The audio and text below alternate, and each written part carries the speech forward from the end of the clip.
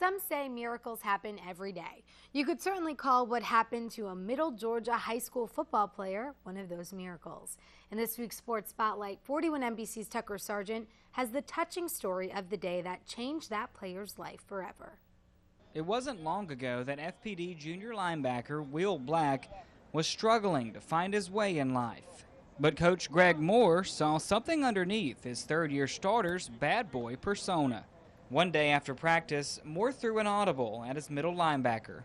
He asked me a question that he said would hit me right between the eyes, and he was like, "Will, are you a Christian?" I said, "No, I'm not a Christian. I hate God, I hate Christianity, I hate all of it, and I really don't want to talk to you about it right now." But his coach didn't give up. He made Will promise him that he'd call him if he ever decided to get saved. Moore continued to pray for Will, and it didn't take long to get an answer. He told me that he felt like God put a date in his head. And I was like, what? God doesn't speak to us. He doesn't do that. He doesn't do that anymore. Like, you're crazy. The date was August 12th. Still 10 days away, Moore wrote the date in a letter to Will and sealed it. While reading a devotional a few days later, Will felt a tug at his heart and called his coach to tell him he was ready. He was like, "All right, we'll come over to my house and we'll go up to the school and I want you to open up that letter." And so it was Sunday, August 12th. And I went over to his house and he took me up here and I opened up the letter and I was like, "Coach, if this says Sunday, August 12th, I'm going to pee my pants." And it did.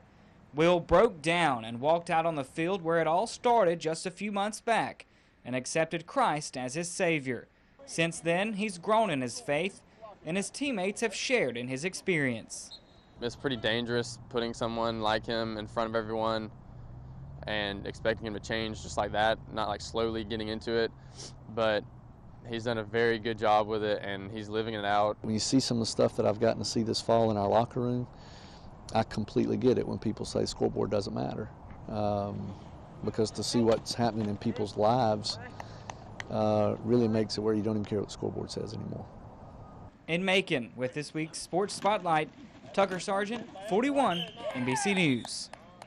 With just one game left in the regular season, Black leads FPD in tackles. He's just 5 away from 100. The 6-3 Vikings host 7-2 Aquinas tomorrow night at 7:30. A win would most likely put the Vikings in the playoffs.